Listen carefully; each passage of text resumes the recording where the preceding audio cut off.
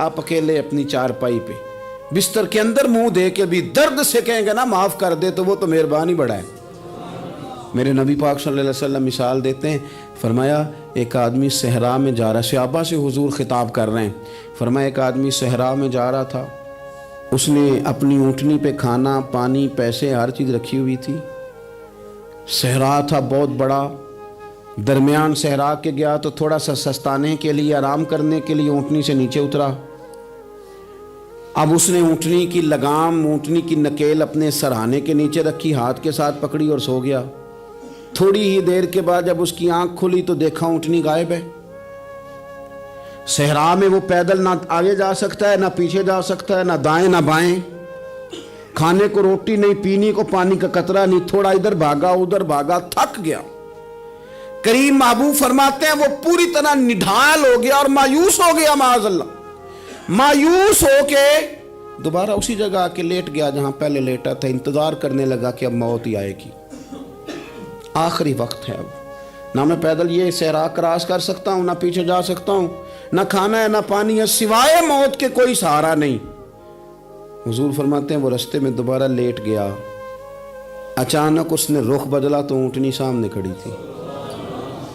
حضور نے صحابہ سے پوچھا بتاؤ نا اسے بھلا کتنی کو خوشی ہوگی؟ یا رسول اللہ جی سے نئی زندگی مل گئی ہے۔ آپ دیکھیں نا سارے ڈاکٹروں نے کہہ دیا کہ اس کے تو گردے معدہ جگر ہر چیز ختم ہے، گھر لے جاؤ خدمت کرو، ہر طرف پریشانی ہے۔ وہ بندہ بھی سمجھ گیا ہے کہ آخری وقت آ گیا، کل جاؤں پرسوں جاؤں، تیاری ہو گئی، سب لوگ آ گئے، باہر والے بھی آ گئے، یہ ماحول ایک عجیب رنگ اختیار کر گیا۔ اچانک ایک ڈاکٹر نے آ کے کہا نہیں نہیں غلطی لگ گئی تھی۔ مجھے بتائیے انداز کیا ہوتا ہے؟ بغیر دوائی کے بندہ اٹھ کے کھڑا نہیں ہو جاتا، او میں تو بچ گیا ہوں۔ نبی پاک صلی اللہ علیہ وسلم فرمانے لگے اس کی اونٹنی مل گئی، بتاؤ بھلا اسے کتنی خوشی ہوگی؟ یا رسول اللہ وہ تو دوبارہ دنیا میں آ گیا۔ حضور فرمانے لگے اسے کچھ بھی خوشی نہیں ہوئی۔ جب کوئی رب کا گناہگار بندہ آ کے توبہ کرتا ہے، رب کو اس سے کئی گنا زیادہ خوشی ہوتی ہے۔ میرا بندہ آ گیا ہے، میرا بندہ آ گیا ہے، میرے گھر آ گیا۔ اس نے آنسو بہائے ہیں، اس نے کہا اللہ میں تیرا ہی ہوں، تیرا ہی رزق کھاتا ہوں، تیری ہی زمین پہ رہتا ہوں، تیرے نام سے میری سانسیں چلتی ہیں۔ وہ آ گیا۔ فرمایا اس اونٹنی والے سے زیادہ رب کو خوشی ہوتی ہے جب گناہگار آ کے توبہ کرتا ہے۔ گناہگاروں کے آنسو اس کی بارگاہ میں بڑے مقبول ہیں، لیکن ہم رسم ادا کرتے ہیں، توبہ نہیں کرتے۔ ہم اپنے آپ کے ساتھ دھوکہ کرتے ہیں، جھوٹ بولتے ہیں۔ اللہ تبارک و تعالی اپنے بندوں کے حق میں رحمت والے فیصلے کرتا ہے، درگزر والا معاملہ فرماتا ہے۔ جگہ جگہ قرآن مجید میں اللہ تعالیٰ نے اپنے بندوں پر رحمت کرنے کا ذکر فرمایا ہے۔ ان اللہ یغفر الذنوب جمیعا، فرمایا بے شک رب تمہارے سارے ہی گناہ معاف فرما دے گا، تم نا امید نہ ہونا، وہ معاف کر دے گا تمہیں۔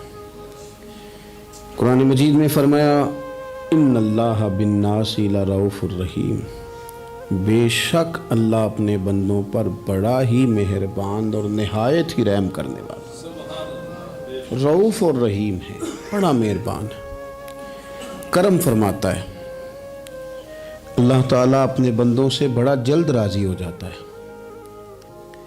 ماں پیار کرتی ہے اپنے بچے سے، لیکن وہ ناراض بھی ہو جاتی ہے بعض چیزوں پہ، بعض معاملات اس کا دل بھی دکھاتے ہیں، بعض جگہ وہ رو کے یہ بھی کہتی ہے کہ تو نے میری محبت کا کوئی نتیجہ نہیں مجھے دیا، میری ساری کمائی تو نے ضائع کر دی۔ والد بہت ساری جگہوں پہ ناراض ہوتا ہے، شکوہ کرتا ہے، کہتا ہے میری بیماریوں کی، پریشانیوں کی، بڑھاپے کی، کمزوریاں کا سبب بیٹے تو ہی بن گیا، یہ ساری تکلیفیں تو ٹھیک ہو جائیں تو میری شاید عمر بھی بڑھ جائے، صحت بھی ٹھیک ہو جائے، میں زیادہ دیر جوان رہ سکوں۔ ناراض ہوتے ہیں ماں باپ، اسی طرح ماں باپ راضی بھی ہو جاتے ہیں، وہ بڑی جلدی راضی ہو جاتے ہیں۔ میں اکثر کہتا ہوں کہ والد کو راضی کرنے میں 5-7 منٹ لگ جاتے ہیں، اماں تو 1.5-2 منٹ میں راضی ہو جاتی ہے۔ ابا جی کو 5-7 منٹ لگتے ہیں، کئی دفعہ کہنا پڑتا ہے، کوئی دلائل دینے پڑتے ہیں، لیکن والدہ کے لیے تو کچھ بھی نہیں، آپ نیرا جا کے پیروں میں بیٹھ ہی جائیں، کچھ بھی نہ کریں، آپ پورا روئیں نہ رونے والا منہ ہی بن جائے تو اماں تو نرم ہی نرم ہے، جس وقت جو مرضی آپ کرا لیں ہو گیا۔ اللہ تبارک و تعالیٰ بلا مثال و بلا تشبیہ سمجھانے کے لیے عرض کرتا ہوں، اللہ بھی بعض معاملات میں اپنے بندوں سے ناراض ہو جاتا ہے۔ وہ کہتا ہے میں تکبر کرنے والوں کو پسند نہیں کرتا، وہ کہتا ہے فسادی پسند نہیں ہے، وہ فرماتا ہے کہ راہوں میں کجی کرنے والے پسند نہیں ہیں، وہ فرماتا ہے کہ بدعہدیاں کرو گے تو میں صبح قیامت تم سے سوالات کروں گا۔ اللہ تبارک و تعالیٰ بہت ساری چیزوں کو ناپسند کرتا ہے، ناراض ہو جاتا ہے۔ بلکہ نبی پاک صلی اللہ تعالیٰ علیہ وسلم نے فرمایا تم بات کرتے کرتے کوئی ایسا جملہ بول دیتے ہو کہ رب اتنا ناراض ہوتا ہے کہ تمہیں پتہ بھی نہیں ہوتا، تمہارے لیے جہنم کا فیصلہ کر دیتا ہے۔ اس لیے پہلے تولو پھر بولو، خود اپنے لفظوں کی تو تم پہرے داری کرو نا کہ میں کیا کہہ رہا ہوں۔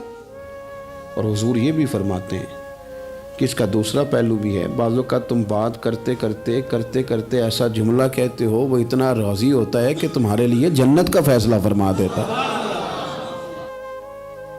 ان کاموں کی طرف بڑے جن سے اللہ راضی ہوتا ہے۔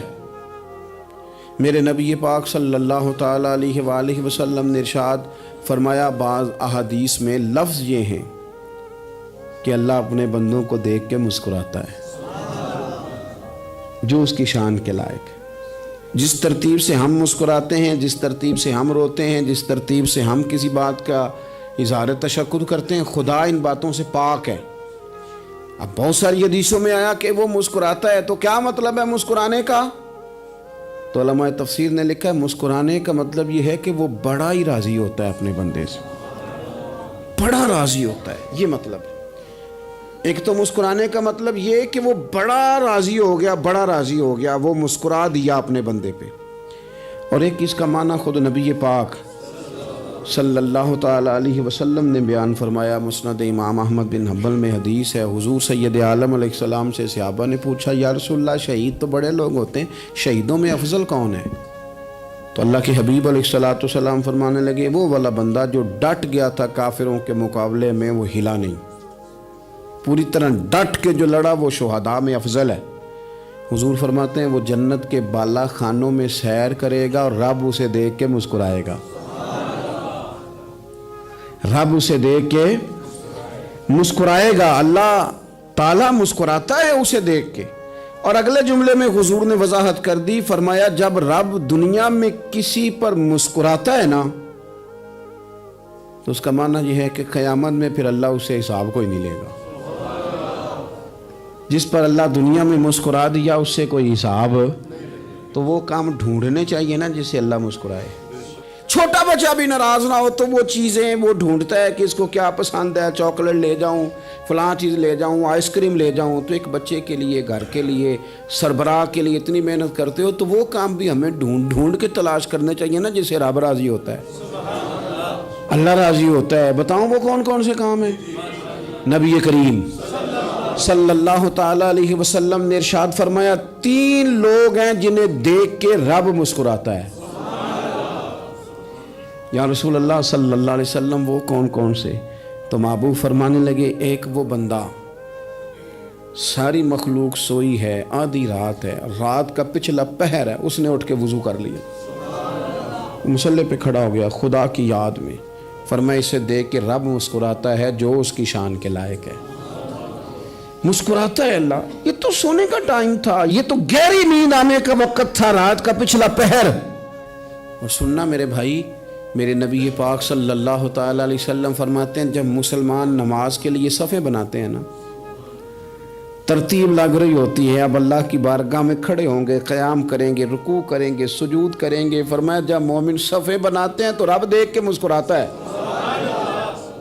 مسکراتا ہے۔ کمال ہو گئے عروج بندگی کا، جب بندے کو دیکھ کے رب مسکرائے، خدا بندے سے خود پوچھے بتا تیری رضا کیا ہے، مسکراتا ہے۔ اور میرے نبی پاک علیہ السلام فرماتے ہیں جب مجاہد جہاد کے لیے صفیں سیدھی کرتے ہیں، آج تو یہ رب کے نام پہ مرنے ہی آ گئے، یہ صفوں میں کھڑے ہوں گے، ترتیب سے لڑیں گے، ترتیب سے گلا کاٹیں گے کافروں کا یا شہادت لیں گے۔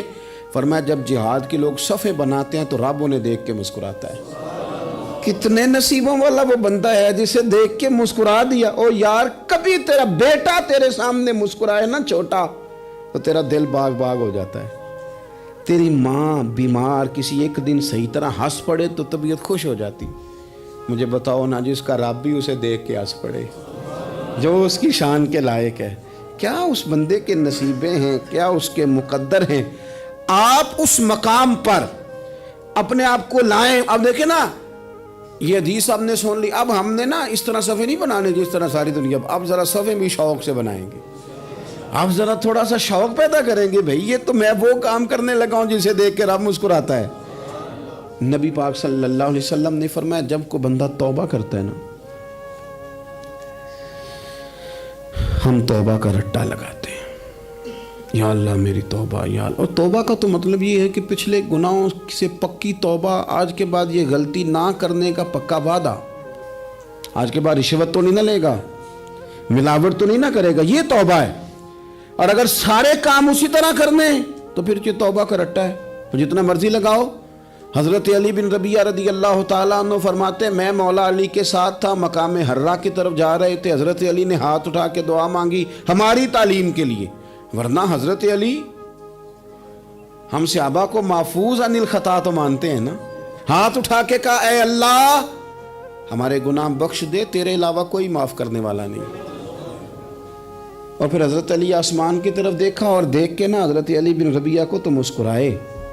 حضرت علی بن ربیعہ کہنے لگے حضور مسکرائے کیوں ہو؟ فرمانے لگے ایک دن میں حضور کے ساتھ اسی طرح آیا تھا, اسی طرح حضور نے دعا فرمائی تھی ہماری تعلیم کے لیے, اور پھر حضور مجھے دیکھ کے مسکرائے تھے اور فرمایا جب کوئی بندہ رب کی بارگاہ میں اس طرح استغفار کرتا ہے تو رب مسکراتا ہے, اور مسکرا کے فرماتا دیکھ لو میرے بندوں کو پتا ہے کہ میرے علاوہ معاف کرنے والا کوئی نہیں.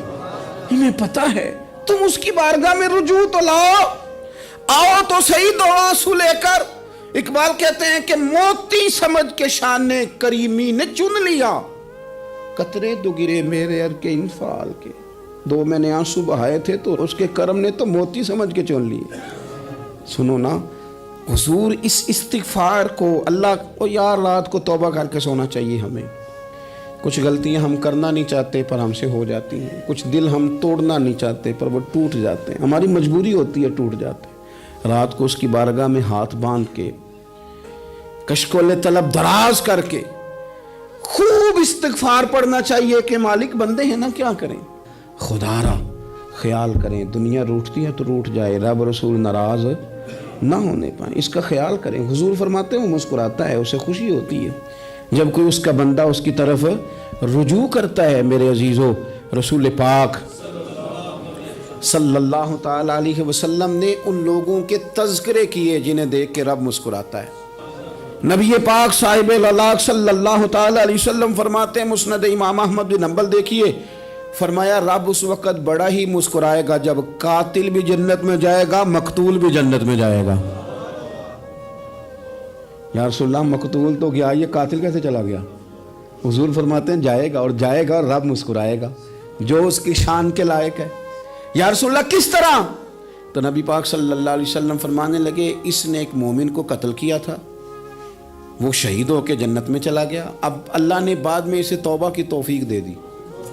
پہلے اس نے کلمہ پڑھا, پھر یہ میدان میں اترا, کافروں سے لڑا, یہ شہید ہوا, رب نے اسے بھی جنت دے دی. قاتل بھی جنت میں, مقتول بھی جنت میں. اور بات اتنی انوکھی ہے کہ رب دیکھ کے مسکرا رہا ہے جو اس کی شان کے لائق ہے. ہم جلدی میں ہیں, ہم انتظار نہیں کر رہے کہ شاید توبہ کر جائے, ہم انتظار نہیں کر رہے. لیکن میرے عزیز اتنی جلدی نہ کریں. سوچوں کا صاف ہونا, ذہنوں کا پاک ہونا, اور لوگوں کے بارے میں گمان کا اچھا ہونا. آپ کسی نفسیات کے ڈاکٹر کے پاس چلے جائیں, اسے کہیں ٹینشن بڑی ہے. میں ان کے مضامین پڑھتا رہتا ہوں, وہ سب سے پہلا سبق آپ کو یہ پڑھائیں گے کہ اچھا سوچا کریں. اچھا سوچنے سے بندہ تندرست رہتا ہے. کس سے بندہ تندرست رہتا ہے؟ ہیں جی واقعی رسول کائنات سرور دو عالم صلی اللہ تعالی علیہ وسلم فرماتے ہیں کہ اللہ مسکراتا ہے. سنو, نبی پاک صلی اللہ علیہ وسلم کے پاس مہمان آ گیا, بخاری مسلم ہے. हुजूर ने अज़वाज मुतहरात के घरों में पैगाम भेजा, कुछ चीज़ है ज़ियाफ़त के लिए? या रसूलल्लाह कुछ भी नहीं, ये दो जहां के शाह हैं और पास कुछ रखते नहीं, दो जहां की नेमतें हैं इनके खाली हाथ में। या रसूलल्लाह कोई चीज़ भी नहीं। हुजूर ने सहाबा के मजमे पे नज़र डाली, या रसूलल्लाह सल्लल्लाहु अलैहि वसल्लम हुक्म हो, तो हुजूर फरमाने लगे तुम में से कोई बंदा है जो इसे घर ले जाए रोटी खिलाए? एक सहाबी उठे फौरन, हुजूर मैं लेके जाता हूँ खाना खिलाता हूँ। फरमाते हैं मेरे घर में सिर्फ बच्चों का खाना था, ये नहीं कि फ्रीजर भरा हुआ है नेमतों से, सिर्फ बच्चों का खाना। ये नहीं कि किसी को देख के अपनी हंडिया पे बर्तन दे लिया, सिर्फ बच्चों का खाना। कहते हैं घर गया, बीवी से कहा क्या कैफियत है? कहने लगी बच्चों की रोटी है। मैंने कहा बच्चे सुला दे, सुबह नाश्ता कर लेंगे। तो कहने लगी आप क्या खाएंगे? तो मैंने कहा ना मैं खाऊंगा ना तू खाएगी, मेहमान जो नबी पाक का है। कहा अच्छा, अब ज़रा तजवीज़ देखो मियाँ बीवी की सूझी आपस में। कहते हैं खाना लगा देना, क्योंकि एक आध बंदे का खाना है। अपनी गुर्बतों का हर जगह इजहार करना, रोना रोना, ये देखो गुर्बत कैसे छुपाई जा रही। उसको कहा नहीं कि चल तू थोड़ा रहम खा, तू आया है तू थोड़ा रहम खा, ये नहीं कहा उठ के ना तू खाना रखना और उठ के ना चिराग ठीक करने के बहाने बुझा देना। हम दुनिया वालों के सामने क्यों अपने दुख बयान करें? हम जो कहेंगे रब रसूल की बारगाह में कहेंगे। तू ना चिराग ठीक करने के बहाने, अहलिया उठी, खाना देने के बाद चिराग ठीक करने के बहाने बुझा दिया। खामद भी हाथ चलाते रहे, बीवी कभी बर्तन रखती कभी उठाती, पता चले कि खाना खा रहे हैं, खाना खाया जा रहा है। कहते हैं मेहमान पेट भर के खाना खा गया। ये काम हुआ रात के अंधेरे में, उस वक़्त हुआ जब चिराग भी बंद था, उस वक़्त हुआ जब कोई देखने वाला नहीं था, किसी पड़ोसी को भी खबर नहीं थी। फरमाते हैं सुबह के उजाले में उस मेहमान को लेके मस्जिद नबी में मैंने कदम रखा तो नबी करीम ने फरमाया रात जो तुमने काम किया है ना, उसे देख के मेरा रब बड़ा मुस्कुराया है, अल्लाह बड़ा मुस्कुराया है। अल्लाह तर दामनी पे शेख हमारी ना जाइए, हम दामन न छोड़ दें तो फरिश्ते वुजू करें। ये शान है सहाबा की। नबी करीम अलैहिस्सलाम ने फरमाया रब रात मुस्कुराया तेरा ये अंदाज देख के, और उसने कुरान नाजिल किया वयुसिरूना अला अनफुसिहिम वलौ काना बिहिम खसासा। कुछ लोग वो हैं जिन्हें बड़ी भी ज़रूरत हो तो दूसरों पर इसार कर देते हैं, कुर्बानी दे देते हैं। रब मुस्कुराया है।